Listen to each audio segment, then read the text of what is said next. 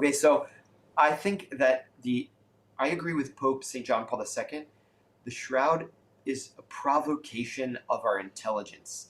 That's its first role, to provoke scrutiny, and it demands an explanation. Again, it's observable, it's there. It's not controversial whether or not it's there, or if it's there in the way that it is. All can observe the way in which it's there. The question is, what sense do you make of it? What's the genesis? What's the way in which it came into being? If we can't explain that naturalistically, I like the way Sherlock put it to his sidekick, Watson, right? Doesn't he say, once you've eliminated all that's impossible, whatever remains, however improbable, is most certainly true. And so it just happens to be the case that every theory that's merely naturalistic, whether it's a painting, a scorch, a camera, or a rubbing, it fails. It fails on naturalistic terms. It's disproved. Okay, well, what else is on the table? Like, really, what other proposal is there? And it seems to me the one that has been most popular for the most amount of time since Jesus' resurrection until our own day is that he miraculously rose unto glory, and that is the reason we have venerated this cloth and adored this person, because he didn't remain in death, but he showed his divinity rising from the dead.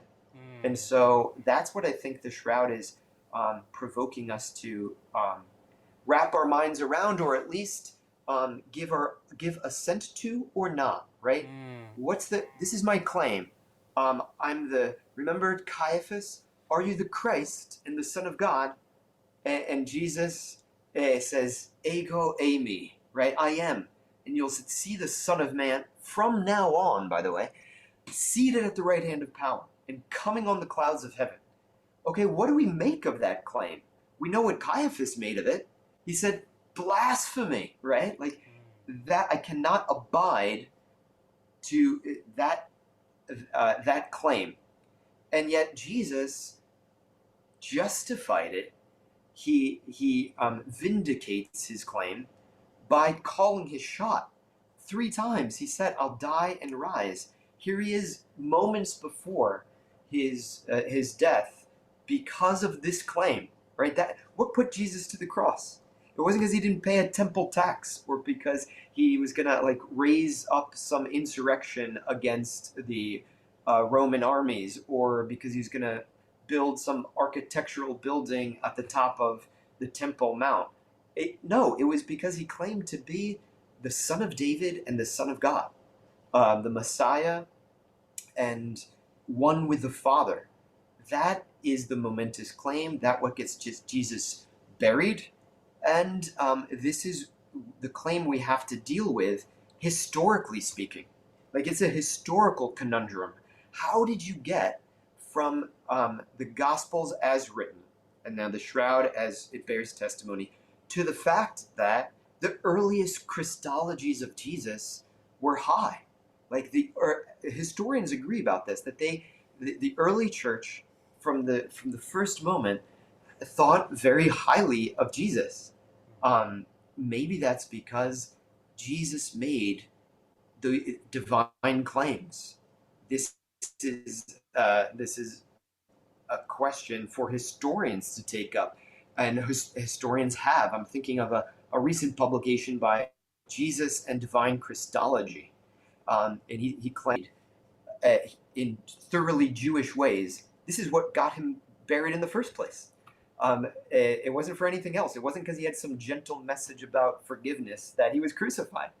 He was crucified, and it says on his titulus, right, Jesus Christ, King of the Jews. And they say, don't put that. Say that he said that. Pontius Pilate says, quote, scripsi, what I have written, I have written. That got Jesus put to the cross. He claimed to be a divine Messiah, and that was held as blasphemous by some, true by others. We have to chime in with our own voice on that particular question. Mm.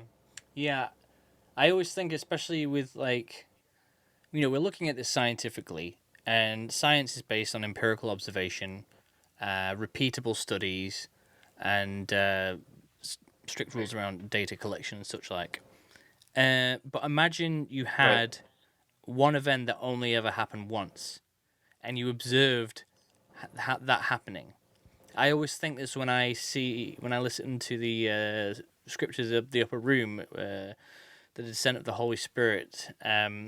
It describes like sound like a rushing wind, and everybody could hear it. And I say to myself, that's that's what the that's what the sound happens when time and space is ruptured. When God comes down to earth, that's what it sounds like, and we know that because it mentions that. And so you want to know what the residuals of a resurrected man is.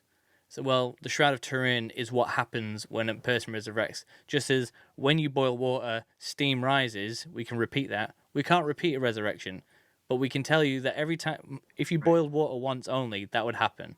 If you boil, if when Jesus resurrected, this happened, and this is the proof. And I think because the as we said, the preponderance of evidence, it's like you. I think it all comes down to what do you want? What world do you want to live in? Because even you know even the people at the time, it's like you either think he was real or you don't, but that's on you because everything else is pointing towards he was real. Right. Yeah.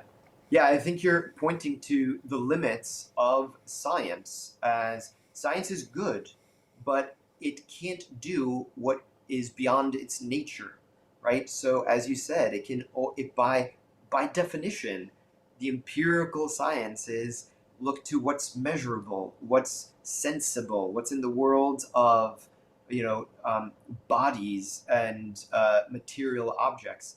When you're talking about a resurrection, we're not talking about something that is reducible to the empirical. I don't know story that comes in the resurrection.